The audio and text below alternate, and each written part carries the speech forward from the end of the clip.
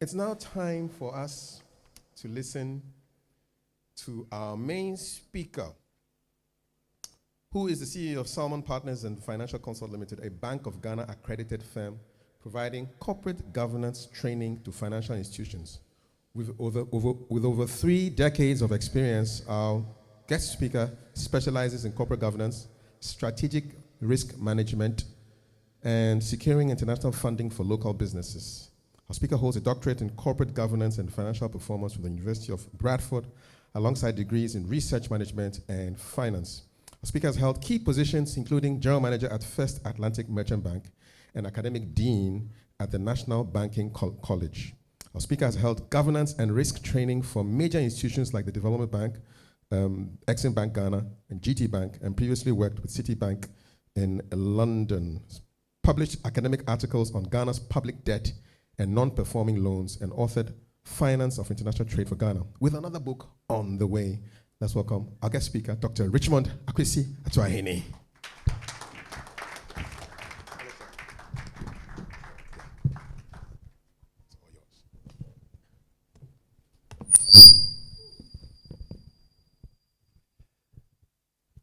Good evening. I think I would first like to thank the national president, the executive team, and especially my mentor is here, Papa Morrison.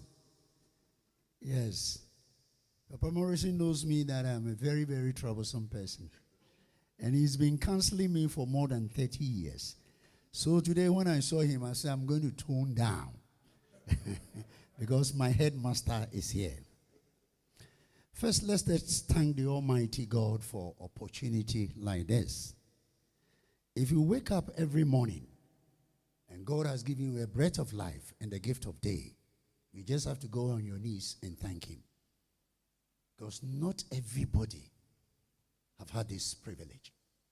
So let us always be aware that we should be thanking God for what he has been doing for us.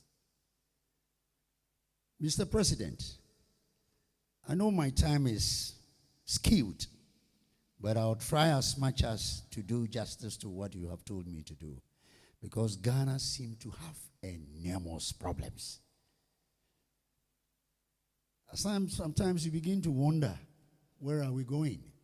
And I'm very grateful and thankful to the banker and the person who did the appeal for fine. You sit in a country, somebody delivers, and we cannot afford to pay. And then you stand by a roadside and you see the V8. You ask yourself, what sort of nation is this?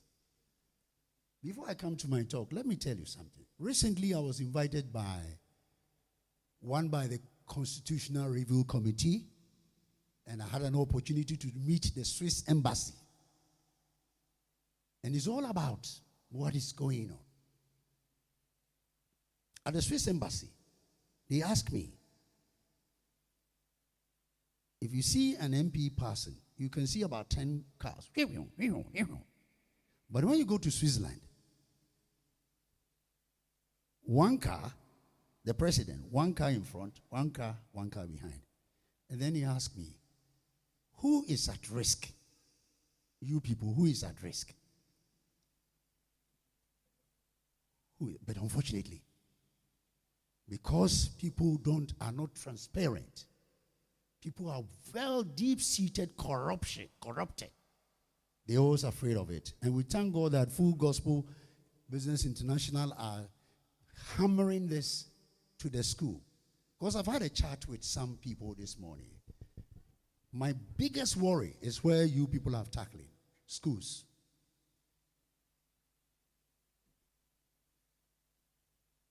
You read something about somebody going to university, your father has sent you to tech to go and study, and you go and follow a boyfriend, and he kills you.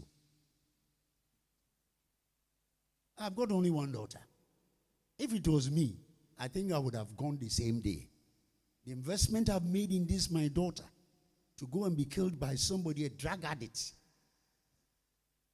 What are we teaching at our schools? So when I heard about the appeal, I was touched. He said, sacrifice. It touched me because I do go to schools and talk to people, and I think you're doing a very good job. But my time is skewed. Ghana's economy, future. They said the future of Ghana's economy. Is there any economy at all and to have a future? This is where people don't like me. I'll speak it as it is.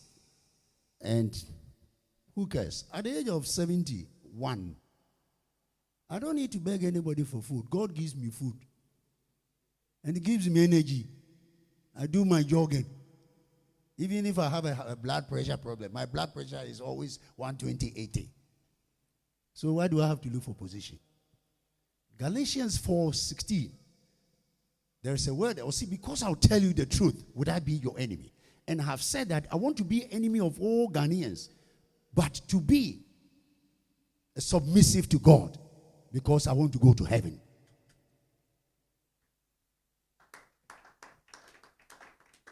People ask me, why do you speak like that? At the constitutional review, the lawyer, doctor, is it Professor? Professor Kakari. What is his name, Professor? Prempe. Young man, all have seen you everywhere. You are speaking the same. I say, the day you see me no speaking, my hands be on my church. And a Presbyterian, or name my friend. That is the time I'll stop. I will continue to speak whether you like it or not. Ghana's economy. Ghana's economy hasn't seen a lot. The empirical evidence. We came from COVID-19. 2 years later, 3 years later, we went to 22 economic crisis. And then 2023, we went to the massive destruction of people's wealth and the DDP. And then the one that has hit us now, the Trump card. So businesses, to me, is from one disruption to one disruption, one challenge to another challenge. There is nothing much to write home about. I always have sympathy for you businessmen. I'm telling you. Because the little business I have, the little small consultancy, and even, do you know what they told me? They said, Dr. You read something like accredited what? Bank of Ghana. They told him, say, they wrote to all the banks. And you know what God did? Ha ha. You know, I sat in my house one day, and I got a call from the American embassy, the economic department. Are you Dr. Tuahene? I said, yes. We want you to do a job, to do financial assessment for the country for the last 5 years. We're going to give you $50,000. You see what God can do? You are planning evil about me, and God is thinking good about me. So they begin, which side do that? I don't belong. I belong to Jesus. Ghana's economy. Let me start with the microeconomic issues. Consistently from 2019 up to today, those of you who read economics, any country whose inflation has consistently been more than 20%, you are called a hyperinflation economy. You can go. I'm not saying that. IMF said it in their report in 2023. Ghana is under hyperinflation. Hyperinflation means that you are not able to bring your inflation down. It is dancing around like, I don't know who dances in football. It's dancing around. Inflation is on highway. The currency is unstable. And then now we have the fiscal deficit all transcending into the economy. And when the fiscal deficit goes into the transformation, it means that government is borrowing far more exceedingly above than he can imagine. He's borrowing far more exceedingly above than you can think of. And you're not even borrowing to put in productive sector. You're borrowing for consumption.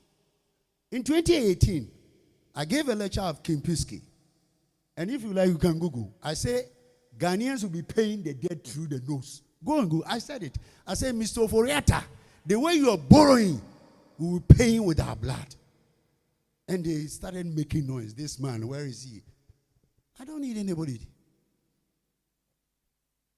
Now, businessmen are sitting here looking for credit to support their business to expand and to create jobs and employment. You want me to go and borrow at 35%? So for every 100 cedis, the interest cost is about 35 cedis. How am I going to expand a business? And just like those of you who know Python, they've opened their mouth and they want to borrow everything. Swallow everything. If you see the treasury bills, last year, Ghana borrowed 262 billion from the money market. What are you doing to the private sector? Crowding out the private sector. And if the private sector doesn't grow, forget about the public sector. And you also want to give salary. This year budget, 73 billion to pay for public sector wages. 7.1% of the GDP. How much will be left to support, create institutions that will support the private sector? We don't talk about electricity and high cost, and they say IMF. If you have managed your house very well, those small boys won't come and tell us, do this and do that. Those boys who come here, some of us are not close to our age and experience. Because you have mismanaged. Sorry to use my language, anybody can come and tell you that increase electricity. If you have done efficient electricity and effective, would you go and incur debt like that? You put wrong people at the wrong place, politicizing everything. And all these things transcend to the private sector. Any garbage we create in the public sector, it affects the private sector. I want to ask you a question. Do anybody think in this country that somebody like Dangote will carry 12.8 billion to build a refinery in Nigeria?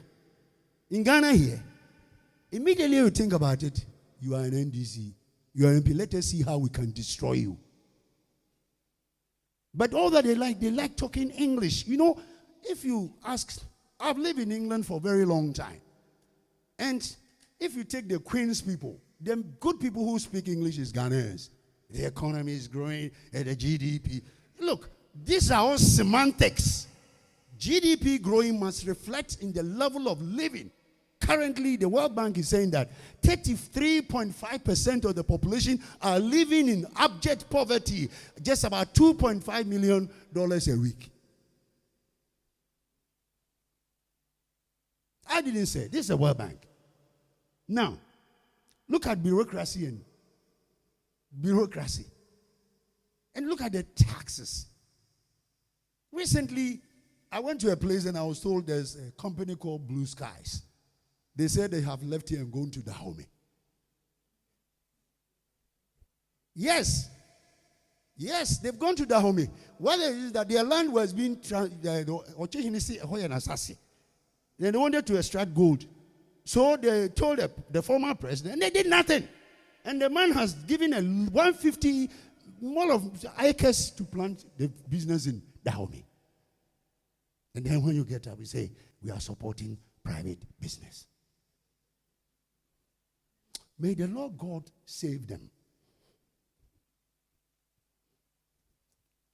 Now, those of you who are producing to export, people produce in a cheaper area and come and dump it here.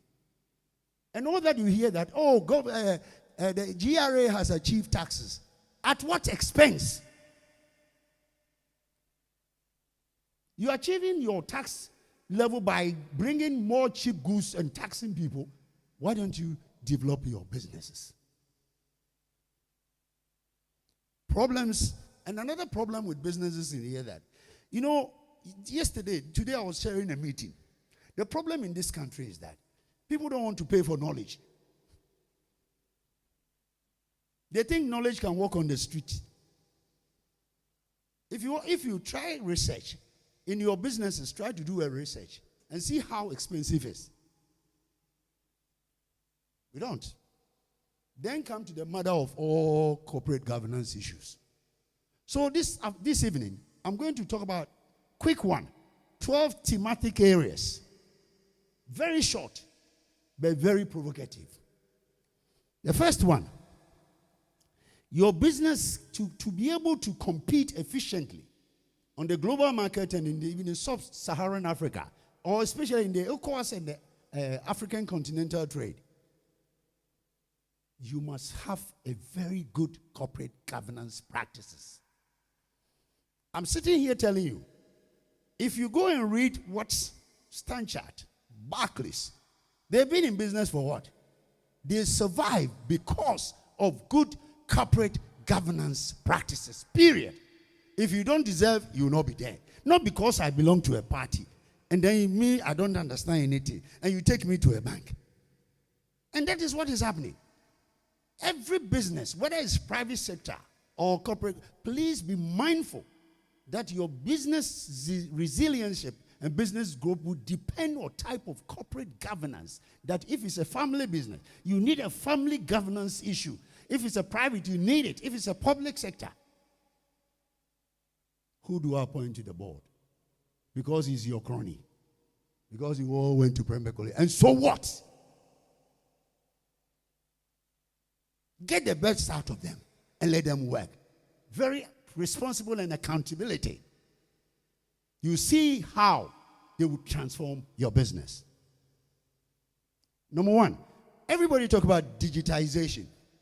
But you see, as you leverage on digitization, you must be very careful about cyber attacks. Just about 3 months ago, a whole British Airways couldn't fly. None of the flights could do. What happened? Somebody has hit the death of the internet system, and they're broken down. So when we talk about digitization, are you prepared? Are you ready for the attacks?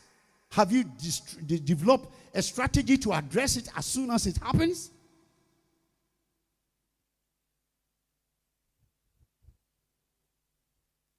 Another challenge that business have in Ghana, which I'm also, because I also used to employ people, you need honest, dedicated, and committed staff. The problem in this country at the moment, I have sympathy for you, those who have business. I have sympathy for you. The reason why I'm saying that, when I started doing banking in those 80s, people were very honest and dedicated. Today, you employ somebody, comes in. By the time you realize he had created a tunnel through your system and stealing your money. And then they will tell you there is no business, there's no job. Do I create job for you to come and siphon my money? All because the values that we were taught, those of you who were very fortunate to have gone to the mission school like Prempeh College or Pokuwari, Disade or Augustins, you are taught values. Because that makes you who you are. I remember 1978 when I went to University of Thames Polytechnic. One of the professors was arguing with me. Assignment, by the time they say, Jack, I've done my assignment. Classroom, 7 o'clock, I'm there. The man called me. Are you sure we were not born in Britain and trained in Britain? I said, no, my passport is Ghanaian. Nigeria will say Ghanaian passport. Then there was a Reverend Colisha who was in Achimota. He was also warden. So he called the warden. I said, look, I told his white colleagues, those Ghanaians, they were well-trained, well-cultured. They have values. He was telling his white friend, because they thought that nothing good comes from Africa than sub-Saharan Africa. And the values, conscious of what you're doing. Today, if you're employing somebody, recently, I don't mention your business. You employ somebody in 2021 to a bank. By 2023, he has stolen 1.2 million. Trying to run away. At the airport, he was arrested. What sort of human beings are we?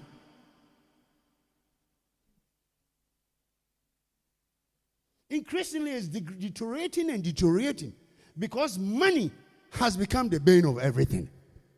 Today, as he was saying, even church, instead of preaching Christ, they are preaching money. Hey, give us more money. Hey, Asudi Damodo. And that is what is, you are just creating that behavioral attitude. Everybody goes to work. How can I make money? He said, somebody comes in and you are building houses. You custom, how do you are building flats. Look, let us, you see, if the business grow, we have dedicated and committed, we can expand the business and employ more. But unfortunately, that is not a word. Money, money, money. As if money is a, because you can, this evening, I can go and sleep on my bed, I don't get it. What is money to me? What is money to me? I am gone. Or how my friend make call that. That is why we need. That is why business are suffering. Ghanaians, young men come in, women comes in, and it's all about how I can make money. They've forgotten the owner, the sacrifices he made to have made a business. And then they complain, there is no job.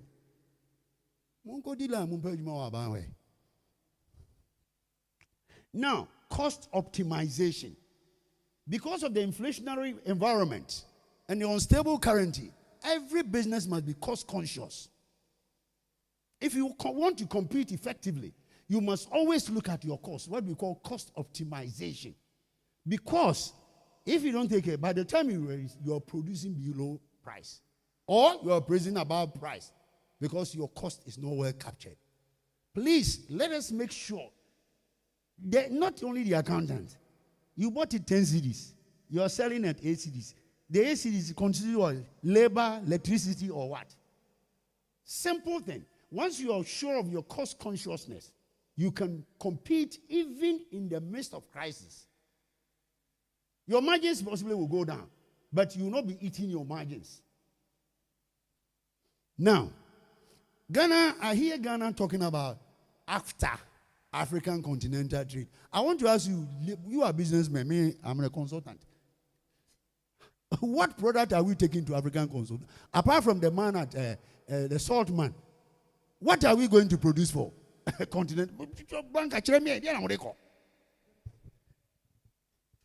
You can't lay your hands on anything. And this after is the biggest trading opportunity for the whole world. Kenyans are coming in here. You don't know? Do you know how the South Africans are positioning themselves? They have the AFSTA, they have the MTN, they have the MOS. How many business do we have even in Togo, let alone Nigeria? So when you hear them, all that, you see, we like glorification in mediocrity. Glorification in mediocrity. Not excellence. Because if you're talking about after, apart from the Dan salt or something, I don't know where we will take that. So that ECOWAS market or after, what are we going to sell? What? Go to sell with dead bodies. I mean, that is where, you see, you hear them talking about it. You just go and bring an office. Hey, I have built up. It's the office, Nigerian man will say, it's office you go chop. You want businessmen to leverage on it so that they can export more to the sub-Saharan Africa, to ECOWAS market. And then you haven't created any enablement for private sector. And then you have the office there. Hey, we brought the after. And they hold conferences. Aha! Ghanaians. Now, as a business in a competing world, what you should also be thinking about diversification of your revenue streams. I'll say this. Sometimes we get too much complacent in what we do, and that is what we think. But we need to be thinking about expanding either the service or the product. You've been doing one very well. Why can't you think of something added to it? Or, in Africa, we don't like strategic collaboration or strategic partnership. So, this is what I have. And this is what you're having. Chinese will be producing at a cheaper rate and be exporting it here, importing to Ghana. By the time where your cost inefficient. Number one, strengthen your financial planning. And I'm very happy Dr. Morrison is here. One thing that is hailing is that business planning, people do not work seriously at business planning. And business planning is not just planning. At times you even look at options. Do I go it alone or do I partner? Yes, when we say planning, it's not just the planning, but strategically, what do you want to do? Do you want to walk alone like Liverpool? You never walk alone. You want to walk alone? No. At times you need to have a collaboration. Travel to Nigeria. Travel to Gabon. Travel to Ivory Coast and see where your competitive advantage are. And look for those who you can collaborate so that you expand your market. The third one, the next one is about upscaling and rescaling. You know, skill gets to a certain point, it becomes irrelevant. So if you don't upgrade your skills of your staff, they will be producing outmoded issues that are not marketable. Because you think you're making it, always begin to be very proactive that I need to up the game of my staff. I need to reskill them or retool them so that they can move with times. Because times are changing, whether you like it or not. If God should save us from Trump from the next third world war, things will change. And then how are you going to compete? Because your modus operandi of operating is outmoded. Now, building a strong relationship and stakeholders relationship. Because you see, you don't produce for vacuum. Think about your consumer. Think about your customer. Think about your supplier. Think about the community in which you produce. If you want to produce for business growth and future business resilience, don't ever forget about your business relationship with the stakeholders, which are the customers, the suppliers, the community, even potential investors. You need to be aware that there are people around. Improving, this one, I don't leave it for you. I think this one will go for the government and the people in it. Improving the quality of education. And then, obviously, where you invest here, madam, there was somebody, I'll tell you a story. I'll tell you a story. A lady came for an interview when I was the executive director of Bank of First Atlantic. A lady came in, he's a lawyer, and a first degree. And when he came, can you tell us about First Atlantic? Do you know what he said? First Atlantic is a first non-banking institution. Chineke Odema. Meanwhile, he's got what you call your LLB or something and some. And the lady, so I asked the question again. What do you think we do? You are non-banking financial institution. So I told the chairman, all right, thank you very much, madam, you can go. I mean, what school did you go? Can't you read that? There is a First Atlantic Bank. Don't you read it? And he's got degrees. I've also lectured at Legon before, business school. You know, I'm the only lecturer who didn't lecture. I went there for 3 weeks and I resigned. Do you know what I told them? I said, where the Omunya master's school student go?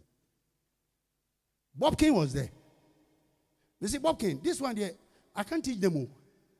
They are just like O levels. Madam, you go to interview. You are asked you go to Standard. They say, what is Standard? Well, the Standard is a non-banking institution. Meanwhile, he has got a first degree and he's got MBA. The quality of education. Look, I'm not a prophet. The way we are going, those of you who are young, if you don't take 50 years, we import human beings to come and work for us. Well, I'm telling you, because you see, the caliber and the quality, let's talk about it, the better. Look, and that is the basic for our development. If you have a business and you don't have human beings, but sorry. Now, these days innovation is becoming part of your future business growth and resilience. How much do we spend on innovation? How much do we support? How much do we allow people to learn and unlearn? What we call the learn and unlearn. The learn and unlearn is that they will be learning and learning upon learning, become learners. If you don't do that, your innovation will get stuck. Businesses in all over the world, even in China, they make sure that you foster innovation. That's improving creativity, experimentation, and at the same time, embracing the culture of learning. Learning upon learning and learning. And because you have learning and learning, it is easier to get adapted to changes. Other than that, in Ghana, you know what they say? 4-time African champion. Glorification, mediocrity. And when that time, there was only 5 teams playing. Now that we are about 52, we can't even qualify for quarter, let alone final, because we always want to glorify. Because we are not prepared to learn and unlearn and be very adaptive to the modern system. No. I was the president, so I want to be president. And so what? Ladies and gentlemen, I want to end here. It's about 10 to 17 minutes. It's a lot. But I don't want to take your time. After the nice testimony shared, because I normally not give, but the testimony so hits me. Say, this lady is, until better God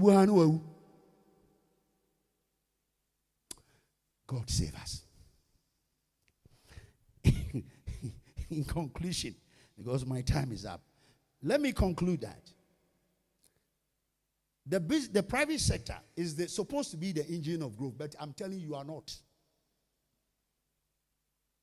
The public sector has turned it around. People won't work, they will pay it. But they expect the public sector, and in all their resolutions and their party manifestos, you hear it. So I asked them, what strategy have they got for the businessman? Are you going to bring the inflation down?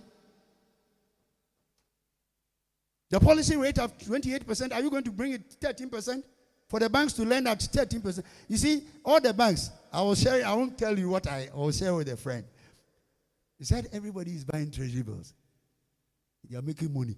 Because it is only in this Africa, in Ghana, where you can have treasury bill 27%. Instead of assisting the private sector, creating an enabling, and they like using this word, enabling environment. Anytime I meet on one of them, I'm going to ask them. Recently, I asked a question. They didn't answer me. Because once the private sector, if you go to La Côte d'Ivoire, please, those of you who are fun to go to La Côte d'Ivoire, who can quote me the inflation in La Côte d'Ivoire? Who? Sorry. No. You say what? Yes, it used to be 3.8, and it's 3.3 now, my brother. So how do you compete with the Ivory Coast? How do you compete with Ivory Coast? How? Businesses are going there because the conditions are favorable. Our politicians, those of you who are politicians, go and tell them that Dr. Tuyanasa Kanawon. Go and tell them, now I'm getting more energy. I'm not going to spare them. Let them work seriously. And when we want businessmen, I would have thought today, they would have called somebody here to organize business forum for you guys. Because it is you who will create the jobs. That is why if you see anybody, I want to get to work to police. I want to work. Institutions when I was young, my parents will laugh at you. No one ever be uncle. Police is soon a. That is why my mother will tell you, I have given my daughter, my children are doctors and lawyers, and you, the Obeko police, and then they kill. Because instead of creating the enablement for the private sector, lower inflation, stable currency, low fiscal deficit, not crowding out, taking the rate, and then taking the almighty corruption. The almighty corruption. We swim in corruption. We eat corruption. So we don't want to talk about it. In Ghana, when you have corruption, they have a name for it. What? I'm telling you, those of you who do that, the fear of God is not in them. And they will forget that in 2 Corinthians 5:10, it says that, and we all sitting in this room, shall appear before the judgment throne. Whatever you use yourself to do or not, you will be judged accordingly. Let that thing stick in your mind. You can have all your filthy riches, but you go and appear before the judge. And the judge will say, my friend, have you seen the chrome in Revelations? Chronechiho. A cramani of the 2 for near, but I'm for near before a go on call. A whole number who said no call ye chair. Ladies and gentlemen, let us, as businessmen from the 12 thematic areas, let us reflect on it and see which, especially the cost optimization. Because inflation is getting wayward. Electricity and these things, some of you have to buy generator to support your electricity. All these things are cost. You must be cost conscious so that you can swim against the tide and your business will grow from grace to the glory of God. Thank you very much.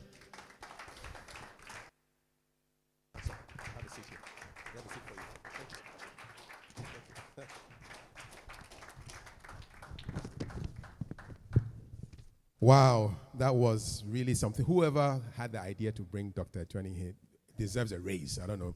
Please put your hands together for him again. That was wonderful. We want to have our national treasurer join him up on the stage. Mr. Inning, please join Dr. ATUAHENE on the stage. And it's now time for a dialogue. He said a lot, and we'll give you the chance to ask him a couple of questions. Let's get some solutions as well. Do we have a second microphone? Yes. I think I'll kick everything off. I'll ask the first question, Doc. How do we bring the inflation down? Thank you very much. There is no magic wand. You know, we talk about inflation targeting as far as 2007, when Dr. Belmia and Mr. Dr. Polakwa came in and they say, but what they never talked about it, the imported leg of inflation. In those days, we were not importing everything. Today, I don't know what we don't import. So until we deal with the food inflation, we are not going to address that. It will be all gimmicks talking about it. It's going to be those lectures. We are targeting inflation. Until we tackle the basic of agric. You live, look, Masa, where do you mess? I'm sorry. You live in a country where this morning it rains so much. And go to Burkina Faso, it rains only twice a year. They will grow tomatoes for you. They will grow millet for you. And they will grow sorghum for you. And then you go and they say, Chief, yeah, my name, na president of a plane. We what but damn. Come on. Can't you do something about it? But if you want to go integrate 1D, 1F, 1BK, 1Y, look, see the private sector and do a proper assessment of the private sector. Like, let us tackle rice. Let us tackle poultry. I've been to Ivory Coast. I was doing a project for somebody in Sunyani about poultry. So we went to Ivory Coast. Do you know that? The best is it nurtured or what? The agriculture in Kumasi produce like they have it. Everything is there. And then somebody will go to America. That's why Trump, when he did that, I say, look, instead of you taking a strategy to address, say, food, especially rice, they will talk English. Talk English. Talk English. English is not your language. So if you talk, you just talk it. So let us can address the inflation. The biggest one is to solve our food inflation. That is it. If you solve the food, and when I say food, it's not just producing the food. There is what we call value chain. Where it is produced, how it's carted, how it comes to the center, and how even it is marketed. If you don't do that, hey, Masa, do you know Methodist? Asudi damodo. Asudi damodo. Thank you so much. Please put your hands up if you want a question. Yeah? I'll bring the microphone to you. There's a microphone here. Prof. Yes. Yeah, the microphone is behind you. Yes. Yes, your name and then your question. My name is Ernest York, and I think I really appreciate the talk so far of today's program as well. Again, to speak on the inflation bit. With the Francophones, don't you think that there are association of the CFA to the French franc or the euro? has a stabilizing effect on the inflation. And we've talked about, looking to the way of agriculture, corruption and all that. For decades, it's not working.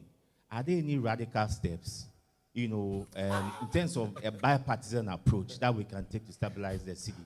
Now, because a lot of it is imported inflation, and can we, bury our pride and say, let's peg it to the dollar, or we agree that, we'll fix the exchange rate? Something ought to be done radical. Otherwise, honestly, if you want to wait for our Greek sector to be fixed and everything that you mentioned to be fixed, we probably will never get there. Thank you. Doc. Thank you very much. I'm very grateful and thankful to what you have said. I have done a paper, and this will shock you. This will shock you. Please listen. Total amount of remittances that is supposed to come to this country. Within a period of, a period of 2017, 2018, do you know how much was getting out without coming? More than 10.6 billion. Because we have created certain institutions who are benefiting. And I have said it. And when you say Ivory Coast is not a monoculture. Do you know that? When I say monoculture, you depend on Gogo. Look, when we were doing the pineapple project in Dr. Kwesi Ahoy time, I was the project manager of First Atlantic. Do you know the sockets? The sockets we want to pay to Fabro, Ivory Coast. Do you know that? And the soil testing, we did it at Mangazim, and then we did it in Swim. We choose in Swim. The question is that Ivory Coast is exporting. Those of you who know BV, Unilever, do you know that when we did COVID, do you know where they are buying the oil palm oil? They are now buying it from Ivory Coast because of what happened in COVID. Nearness to the market in Netherlands, they have it. Why Ivory Coast doing similarity? Don't talk about the currency. The currency will not stable because in English, in Latin, you see nemo that non hebet. No one claims what he hasn't got. When you sell gold, the gold here money. Let me hit you with this. I did a paper for gold, Papa. Do you believe between 2014 and 2023, we extracted 50.2 billion of gold. Do you know how it came to the Bank of Ghana account? 6.7 billion. Less than 14%. So when Mrs. The leadership, Mrs. Sophia Akufu, whenever he's talking about mining, those of you who haven't done the research don't understand. Or see Gorgisberian agreement. Here, I traveled to Botswana. They used to have this Gorgisberian agreement. They told, I said it, they told DBS, Anglo DBS in Diamond, it was 20%. They said, hey, 2022, move us to 30. 2024, 2020, move us to 40. And then 2030, Masa, Chempe, the diamond will be there for us, for our generation. How can somebody take 52 billion, 50.7 billion, and leave you 6.7, and you want to clap your hands for them? And you say the city is not appreciating because of your bad leadership. People who cannot say that is this. You give me a chance to be a president. All the mines companies will go. They will go. I don't give a hoot. Leave the gold down. And I also make sure that Galamsey doesn't draw his kukuku. That's it. Thank you so much. Any more questions? Any suggestions? Thank you so much. So tying to the dollar is not a solution. Who will fix you with dollar? Ask the bankers. Who wants the dollar to fix to his currency? But the Ivorians and the Burkina Faso. No, forget that. Are they benefiting from the euro? No, the fundamentals in Ivory Coast is not because they are linked. Other than that, Greek is not in Eurozone. Go and see Greek. Greek is in Eurozone. Go and see them. So when you say that because of this, I disagree. Greek cannot be compared to Germany or France. Why? Because the economic fundamentals are wrong. All right. Hands. More hands. Where are the ladies? The ladies must also ask questions. So. Okay, you have a mic. Go ahead. Just your name and then your contribution. I'm Collins Aholu. I'm not an economist, but my special interest in the economy have led me to appreciate one thing, that in Africa or in Ghana, we focus so much on the physical dominance. The physical dominate our economic structures and everything we do instead of the monetary policy. And I think that is also one of the problems that we have, because my study of central banks and the functions of central bank, I think we are missing something where most central bank, their number one objective is to work towards full employment. But for us, we are inflation targeting and doing all manner of things. I think there is something wrong where the physical dominance is, that's where the Ministry of Finance is leading all the economic activities, whilst Bank of Ghana is targeting inflation and what have you. What's your position on that? Thank you very much. When you look at the Bank of Ghana Act, amended Act 918, I think 918, yes, you see.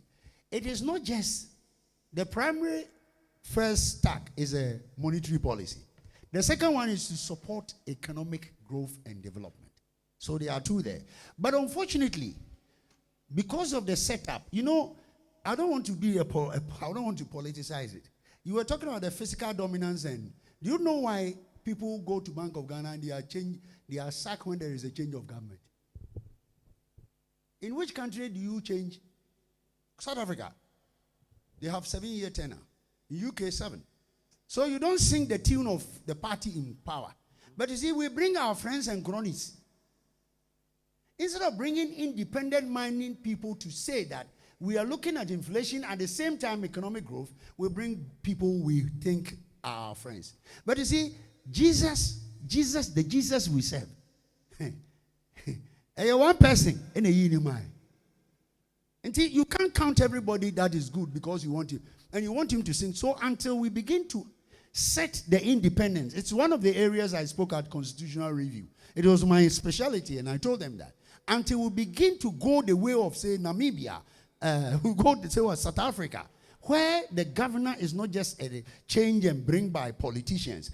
In Britain, for instance, those of you know, there is a recruitment policy in Britain governor. When McCartney was being presented, McCartney before Bailey, he had to go through process. And he gave him 7 years. McCartney got another 7 years. But when he gets to 7 years, he said, no, I want to go back to my country. Today, he is what? The Prime Minister. Canada. And I'm talking about somebody from Canada becoming a governor. Ghana, it can never happen.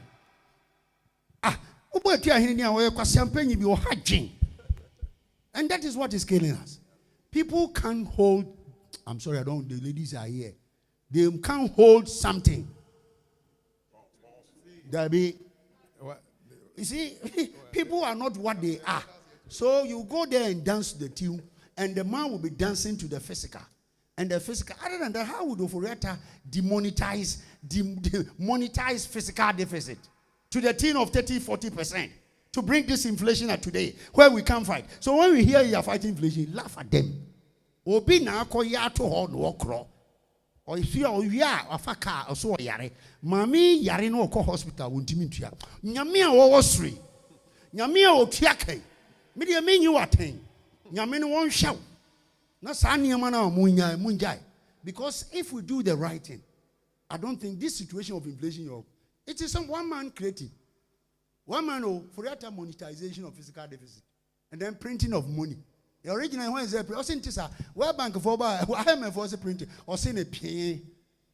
We are no more bombing some mama. Massa, the physical, the minister must be disciplined. The Bank of Ghana must be tough. And you don't need people, you need to be the same. Say, okay, na makambi achiro. Opa na me di adwuma na to ho. Na me ko. I mean, but you know, I feel na pass of my secondary school. Thank you. Another one here. Yes, there's a microphone. We'll take the last 3. 1, 2, 3. Yes. Before you ask the next question, let me just add a few nuggets to what has been said. First of all, I want to.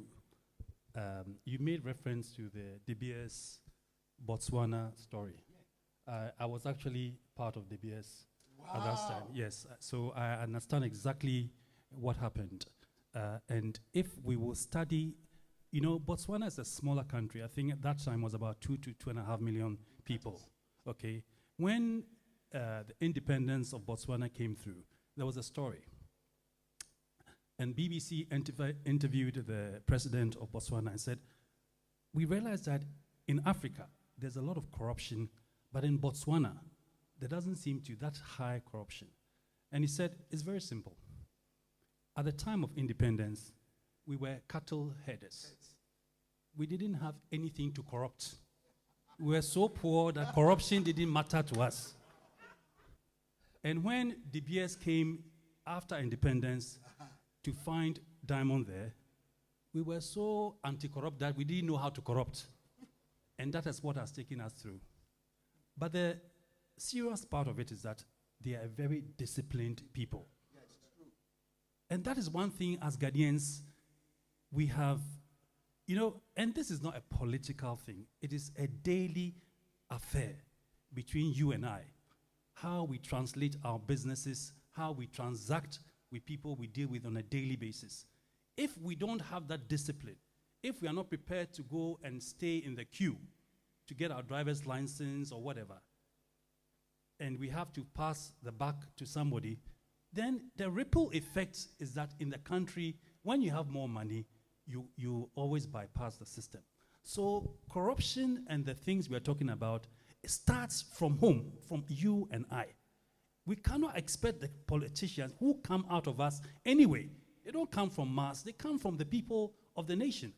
And so we must also work, as I witnessed in Botswana. I used to go there twice, 3 times in a quarter. And I saw how that country grew from a very small country, a dynamic country, because they had leaders and people, not just leaders, people who understood that they had a country that they had to support. But let me talk about inflation a little bit. I've always had this problem about the Bank of Ghana focusing on using inflation to tackle some of our economic challenges that we have. You see, we are an import-led country, okay? So every time you raise interest rates to try and tackle inflation with, you're not achieving, you know, in the West, there's a lot of consumer expenditure in US, UK. And so the reason why they raise interest rate is to stop consumer spend so that you can bring inflation down. But we are import-led. So when you bring the goods in and the cost of inflation, which is driven, as you said, by high imports, you using that tool does not deal with the fundamentals of inflation. So all you're doing is that you're increasing your costs, and the ripple effect is that there's more inflation. If you have treasury bills paying at 28%, automatically you're going to feed that into the economy. And so all of us are part of the problem, because you don't want to get a load. Look, there's no country in the world, well, except a few, where government bills pay you 20%. They are supposed to be secure, and therefore that's why they pay low rates, because it is so secure that they don't need to pay you a premium, such a high premium for. But here, if it's not 20%, we will not take. So as Ghanaians, as people, let's also begin to measure our expectations and ensure that for the collective good of our nation, that we are able to moderate our expectations when it comes to things like interest rates and treasury bills. Thank you very much.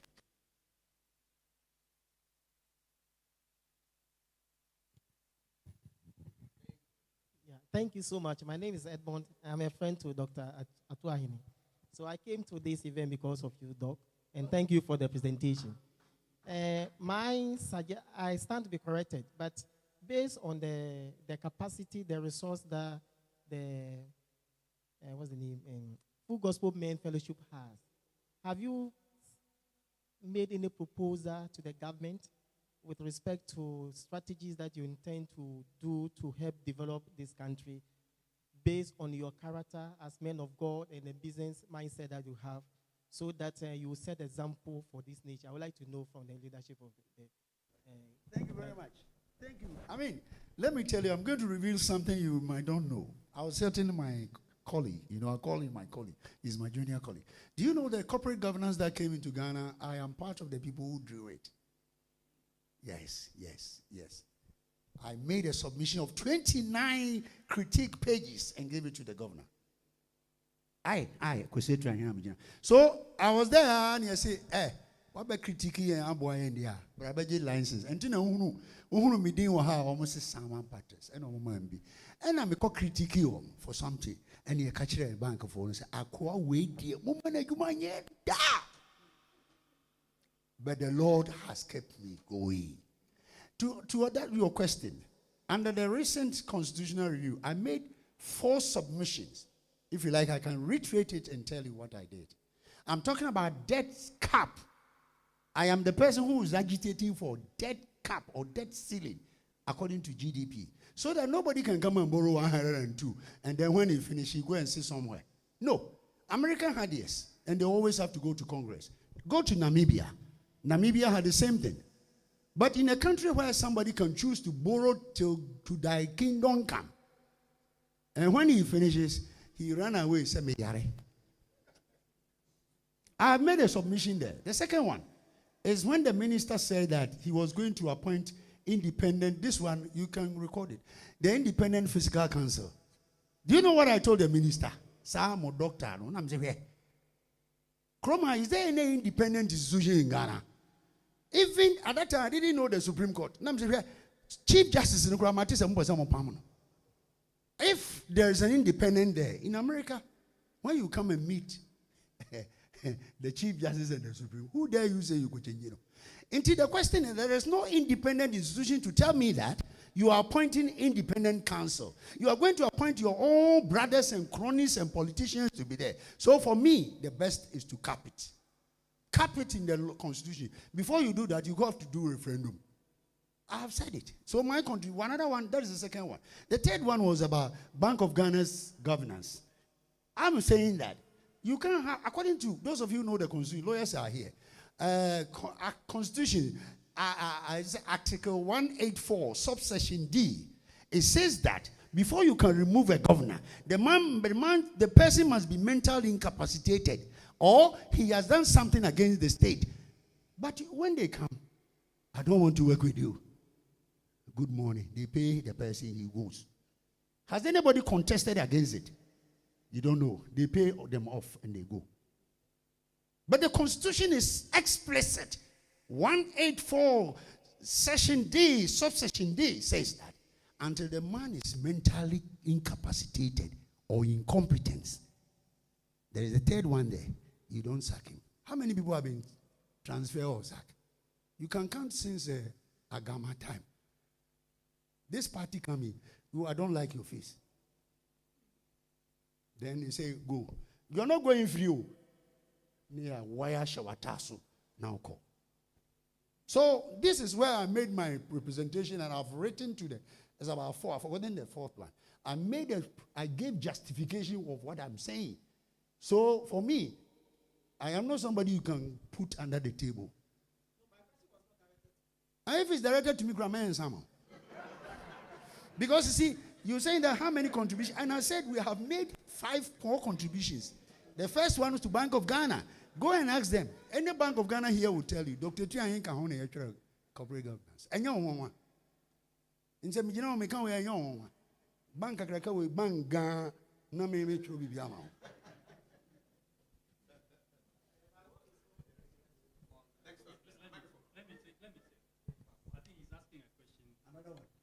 The question was what Full Gospel are doing to make a representation in the government. I recall with this present government we haven't because they have just come into power. But I can tell you that the previous government, when they came into power, they sent a team to us. I think Mr. Prow was then the national president, to come and take some ideas from us as to what we thought as businessmen we could help to support the initiatives that they are planning to. And we sat down with them, we gave them some ideas as to what we thought could be good. I remember Mr. Baba Mahama and myself and I think Mr. Ben Roxon, the 3 of us worked on a paper to present to the National Executive Committee, which was then passed on to the then government. I don't know what they did with that because I didn't see any of the things we recommend that was actually done. But yes, we continuously engage as much as we do. We have members who are in every part of business, even some close to to government. So we always try to share ideas as much as we can. But we are an apolitical institution, so we try to stay away from. But of course, we are also Ghanaians, and whatever goes in Ghana affects us. And so the one thing that we always do is, of course, we pray for all our leaders, and we believe that the things we cannot say, the Holy Spirit can touch them to do. Thank you. Thank you very much, sir. My name is Emmanuel. So I've learned a lot today, and I appreciate your candor. When we observe, it is said that everything rises and falls on leadership. And much as we are talking about Ghana's future, the future of our economy and the strategies we need to grow and be resilient, I'll be grateful if you can also shine a light on the role that leadership plays in this transformation. And also, are there any radical, innovative, and transformative leadership principles that you can suggest to achieve this objective? Thank you. Thank you very much. I think I will recommend you to go and read Lincoln Yu. Lincoln Yu. You know the Lincoln Yu? Yep. Go and read the Lincoln Yu book, and you begin to understand what I'm saying. A leader is not selfish. It's not self-conceited. A leader should think about, Paul says in Philippians 2:4,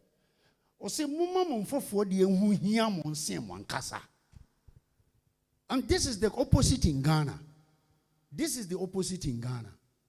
Everybody comes in, he's thinking about himself and his family and the rest. They're not thinking about the economy. But in other jurisdictions, the leaders come in. Today, everybody is trying to listen to my honorable friend at Burkina Faso. Yes. If you read what is going on, who can tell the France that take your plane and go, don't come here? Because he is not prepared to accept anything from you. But here, they will pass the back gate. And so one thing is going wrong. That is why this boy is being under threat. If you want a leadership model, apart from Lincoln Yu, begin to read about that young man, 38 young man in Burkina Faso. You begin to appreciate that leadership is not about how much I exert, but how much I can support the poor, the needy. He went to a school. He went to a place and somebody was cleaning. He looked at the man. His master who taught him in university. Man, he crashed here. Okay, no, he said, are you not Professor so-and-so? No, man, he said, no. I said, look, you taught me. Immediately he left there. They went to bank. All retired teachers, your pension has been increased. All retired teachers. Here, who cares? Those of us who are going retirement, if you ask the elder generation who paid for Social Security, say if they have given me opportunity, I will never invest in Social Security. Because the time value of money, or what you call inflation index, before you go to retirement, your money is as useless as anything. And they will go and sit down there. Have you seen an institution where the operational expenses is close to the pension fund? Because they want our brothers, our sisters. One minister said, "Now, maybe they won't qualify." Your child was not working there. Because you are in a cabinet, you were able to get your child. And the man has no idea about actuarial sciences. If you ask those who do pension, they call actuarial sciences. You take money today, how do I make the money value in the next 30 years? Especially in the inflationary era. What do they do? So, my brother, leadership is about somebody who thinks about the people. Not the people, the politicians. Think about the poor, the lady who has gone to hospital to deliver. But when they are sick, they book air flight, not air ambulance. Do you know that they create an ambulance in it? So what British air ambulance you do on bare 50,000 pounds. Obedru Heathrow na initio. Adena Saskenya. Recently, Burkina Faso, do you know? Or say if you are sick, you will die here. And the sad thing he said is that, Master, nobody, no minister should have 2 cars. We'll give you 1 car. If your car gets spoiled, call the presidency. We'll bring another car. You cannot have 2 cars. How can you talk about a leader like this? That is why the West and some of you in Africa want to get rid of him. May the Lord, those who have planned, may the Lord rain storms on them. Because here is a man who thinks about average Burkina person.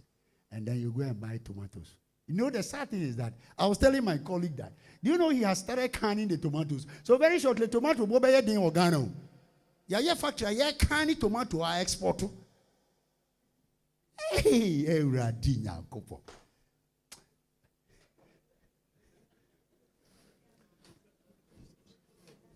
If we give you this exposition, you begin to realize, is this a country or what? And they have PhDs, professors, mini. I always tell people that me, they are mechano, and your doctors, they are mehu, they are mati, and they be one dance. 3 brief questions. Time is not our enemy now, so brief. 1, 2, 3. Yes. Go ahead. The name is Frank Achamu.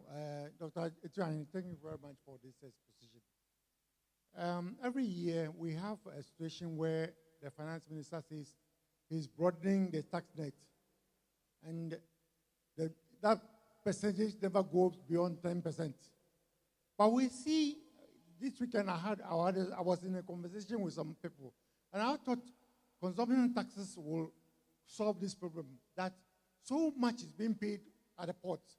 They identify businesses and then go after them, demanding such huge taxes. But people are building. Now if you want a house to build, you have to go to Adesu. Who are those building? And I don't know your take on this, whether we should have consumption tax or we should still tackle the 10% to pay all the taxes. Okay, Doc, please hold on. I'll just gather them and then I'll give them all to you. So tax net. No, I'll remind you. That's my gray hair. It's my job to remind you, sir. Yeah. Briefly. So tax net. All right. So my name is Felician Yeboah, and I'm not an economist, but I'm an IT guy. I'm actually a software engineer. My focus is considering the theme, the future of Ghana's economy, from my background. Currently, I've been having some concerns from industry players that they need systems to, find a way to reduce corruption in their day-to-day activities. And the main concern that has been coming that we are working on is blockchain. So with your experience in the system, have you considered how best we can, in the future, utilize the benefits of blockchain network into our business activities to solve these kinds of issues in the business fraternity? Okay, so blockchain to solve our economic problems. There was one person here. Yes. So TaxNet, blockchain. Thank you. So my name is Prince. You made a statement and it hits home for me. You said it's likely like in the next 50 years we will be importing people to work for us. Honest people. Yeah. But my question is, what is the advice you have for the youth, especially in full gospel where we have like emerging leaders, young men and women who are being trained and nurtured to lead the country and also make impact? Okay. What is your advice? Thank you. And the last one is a lady. Last person. No lady has spoken yet, so give it to the lady. So advice for the youth, blockchain for the economy, TaxNet. Please, my name is Juliana Dansobed. So 2 things. What's the hope for private sector businesses?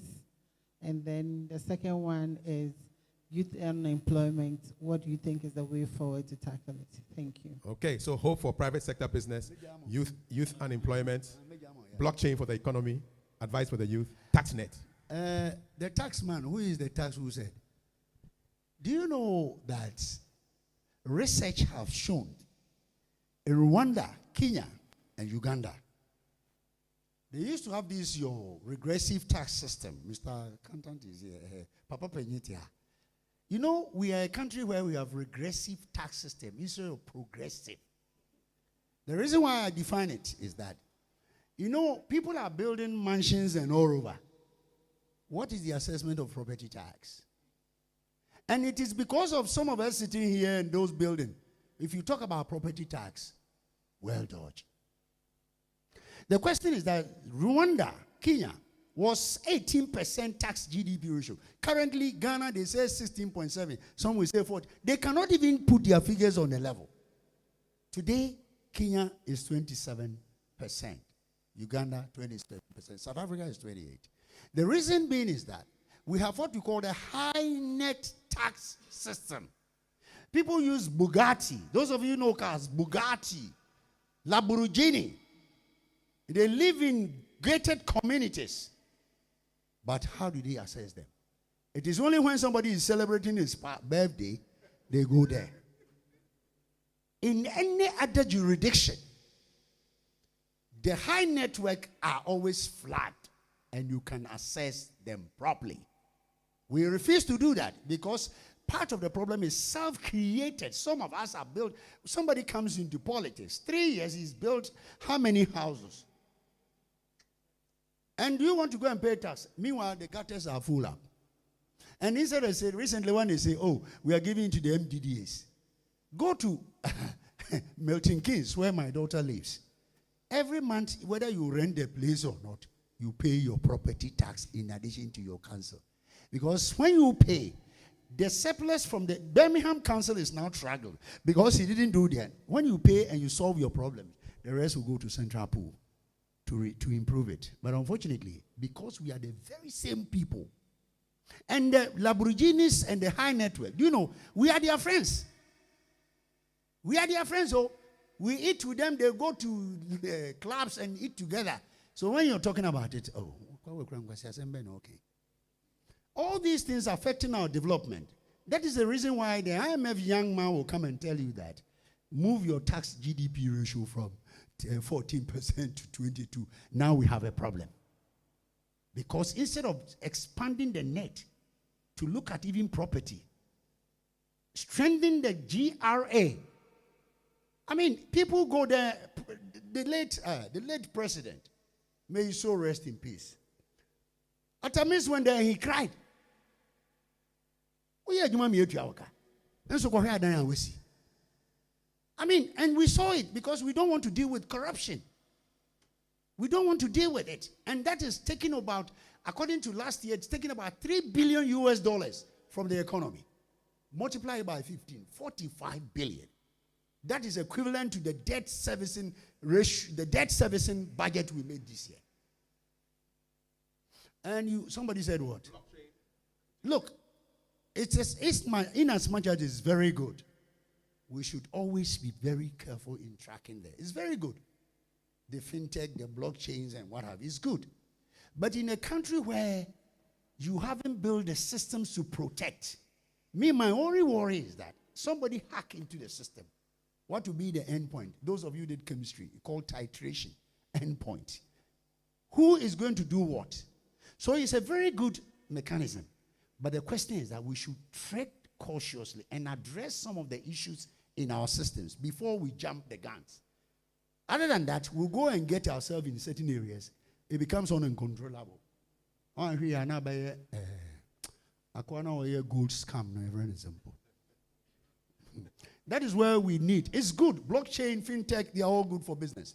But we must tread cautiously so that we don't rush into it and later on find ourselves attacked. Okay. The lady. Youth unemployment for a company. Youth employment. Yes. My big man says.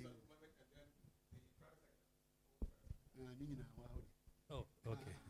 Okay, so I think the first question was about opportunities for youth, how we can help youth in the fellowship, emerging leaders and all those things. Okay, there are two sides to the coin. Okay, I think the youth, you find yourself in a very difficult space because of the world as it is, and especially in Ghana, the opportunities for young men to break through because everything is so politically inclined. So either you belong to this or that. So even if your talents or your skills are genuine, how do you even apply? How do you even get a genuine job? Because it is not just necessarily based on your CV. But That's one side of the coin. The other side of the coin, in everything, you have to look at there's always two sides, okay? There'll be a negative side, but there'll always be an opportunity in there. We also live in a global world where opportunities are borderless.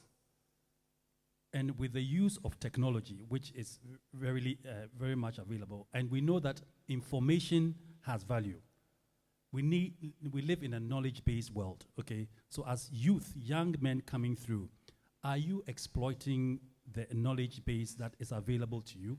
Because on my phone these days, almost anything I need, I can, at the tap of a button, find the information on it within seconds. So information is readily available to you. How do you take that information and then turn it into something that brings value to you? Why do we always have to look at getting a job? Why can we not begin to look? I've seen a lot of young men and women who, first of all, out of frustration because they couldn't find a job, have then found themselves starting a little business. I know capital can always be a problem, but even finding family to start a little business and say 10,000 here, 5,000 here, and having a soft loan instead of paying the 30% interest rate is to start a business. But you know, with business, the first thing is an idea. You need an idea that somebody wants to pay that idea for the service or for the good. So as youth, young men, I believe there are more opportunities for you now than there were for us in our generation. You need to mine for that opportunity. And don't also look just at job opportunities. Don't just look at Ghana. A lot of look at the CEOs of the world today. How old are they? 25, 28, 30 years, 35 years. And they are running multi-billion companies. That should inspire any youth here to say that I can also do it. But it means that there's a lot of work, there's a lot of commitment, there's a lot of getting out of the things that youth do. Because sometimes we all get entangled with the excitements of life. So youth, I think that is something you need to look at. I think the other one was the private sector. Any hope for, of course there's hope for private sector, but it is a very difficult space to play. I mean, as my senior has said, the government effectively crowds out the private sector. But there are examples of people who are still doing well, not always necessarily because they are attached to governments. I mean, I know generally in Ghana it's difficult to do a business. Everything is contract. You must go to government. But there are examples of businesses that are doing standalone business because the product that they have is good. I use, I'm sure I can use it because I'm not marketing them. There's a product called Talata. I don't know if you know that, okay? And they do, soaps and whatever. I remember I joined a certain company 5 years ago, and they gave me a gift from Talata. And to date, that product is still being used. It is as fresh as if the day I got it 5 years ago. The fragrance, the quality, and everything, the packaging. When I saw